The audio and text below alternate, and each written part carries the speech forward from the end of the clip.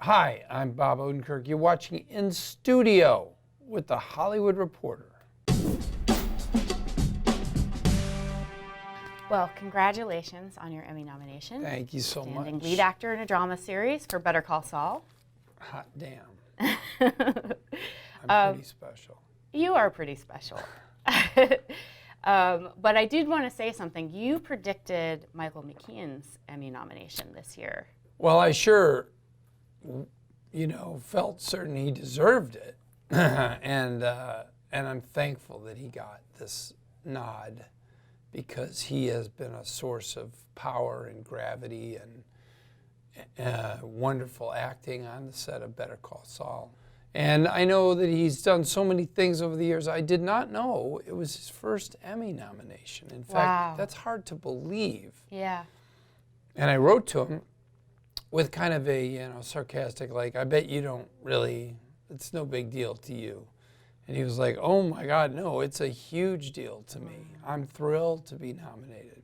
So Michael McKean as Chuck is a powerful performance, and I hope that he wins. Speaking of powerful performances, you have this amazing karaoke scene in season 4. He and I, yes. Yeah. We do a scene where you see the brothers McGill. We play brothers on Better Call Saul. He's my older brother, and the person that I most in the world want to please and whose respect I'm trying to earn and never can earn and never will.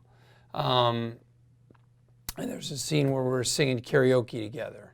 And it's a fun, beautiful, shared moment where the two brothers are kind of on the same page, which is extremely rare. Yeah, I mean, the show does such a great job of giving us a little bit of heart and then kind of pulling the rug out from under us emotionally. Yeah.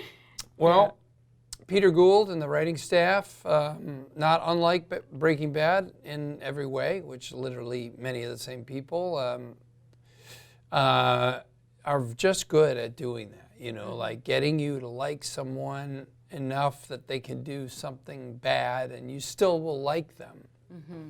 So with the 4 seasons, we're coming up on season 5. Yes. You've really been able to take your time with the transformation. Yeah.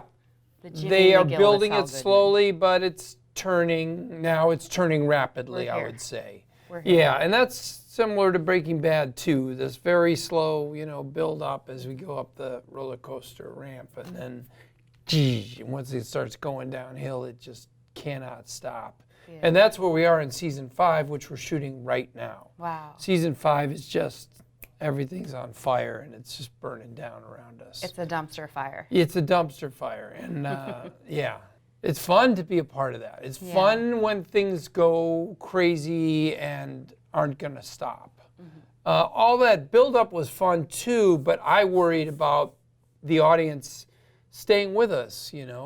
We asked people to watch closely and to understand on a kind of a deeper level the characters and the plot. And you know what? They did. The audience really impressed the hell out of me. But I do think that it was all because of Breaking Bad. And not just because of the success of Breaking Bad, but because people who watched Breaking Bad knew that, every detail matters. The eye floating in the water, it means something. It is something.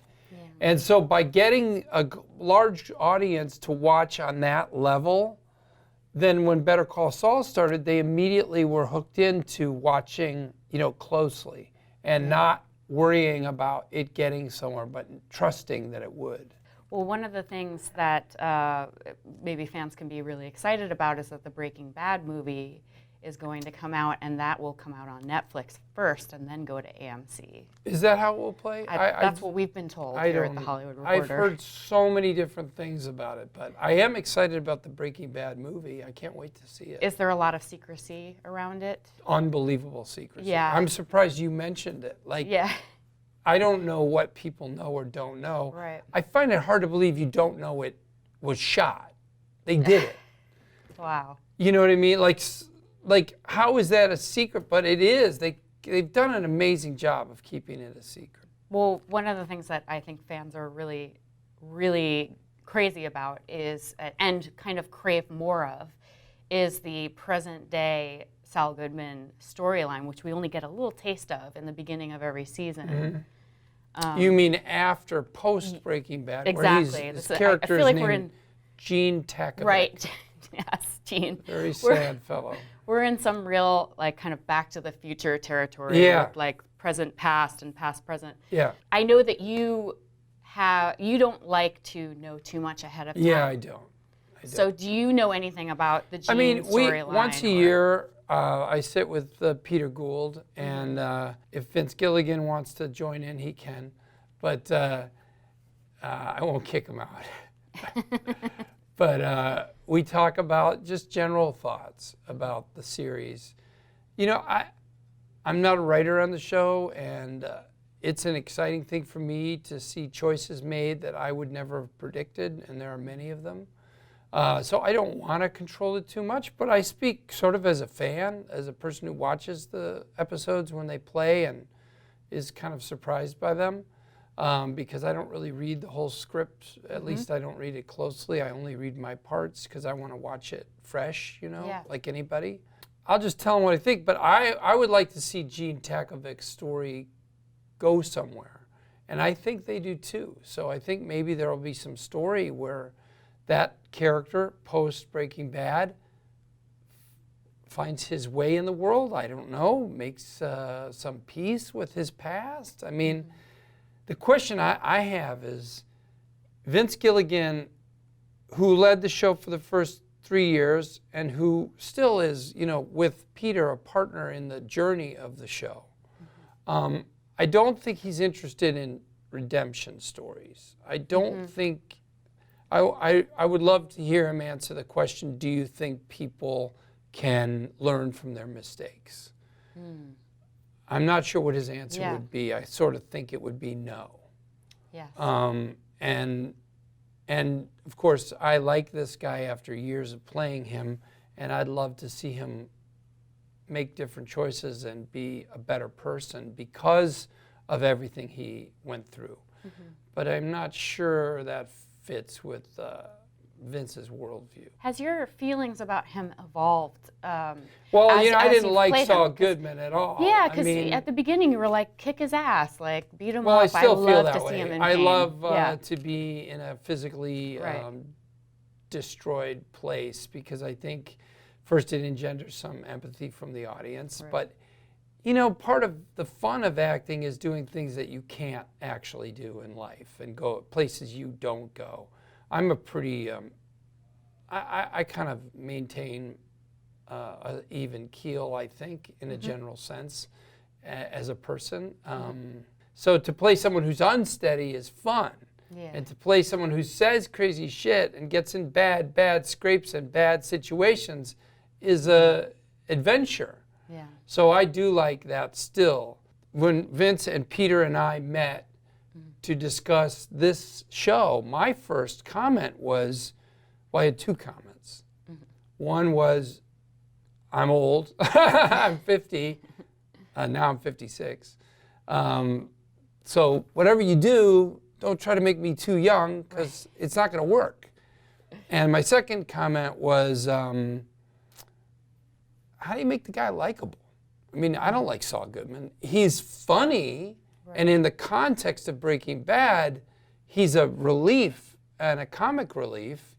And for most of Breaking Bad, he doesn't have a gun pointed at his head. Nobody's trying to kill him, so he can be a wiseacre, and you just know it's all skimming off his back. He doesn't care. He's either going to make a lot of money or he's not going to make a lot of money.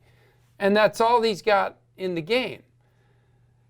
But then, of course, later he became a person in danger. But just how do you make him someone you want to root for? And they dug in on that question and made Jimmy McGill someone I like and I empathize with, even though his life is still very, very different from mine. But I think that the struggle of that character is something I like and I relate to. So they made him someone I like. And so now he's Gene Takovic. Maybe he has a further growth, a sense of who he could be or how he could use his skills and not get dragged down. Right. I keep wondering whether Walter I just gave White, a 10-minute answer to that question. No, but I love and I it. used up all our time. I know. But I keep wondering whether Walter White and Jimmy McGill / Saul Goodman / Gene Takovic, Yeah. I wonder if they are Shakespearean tragedy characters or Greek tragedy characters. I think the difference is fate. It's fate versus human failings. The ability. I'm going Shakespeare. Yeah. Because so too. I think Walter White and Jimmy and all the other characters on Better Call Saul, but definitely Jimmy, make choices that come from deep within. Choices that when you get them in the script, you can even ask, this goes against everything he's been saying or claiming he wants to be. But they're all very related to a deeper part of the person. My friend Michael Mando, who plays Nacho on Better Call Saul, a great actor and a very interesting fellow who thinks deeply about character and story, said to me, it's his amygdala.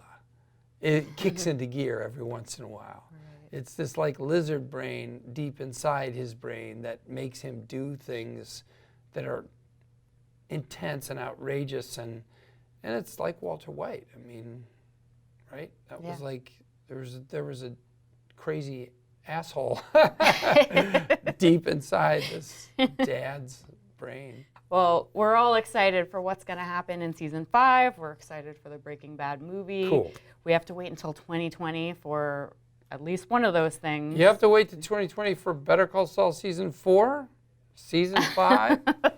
You got to wait. 2020 is going to be awesome. Yeah.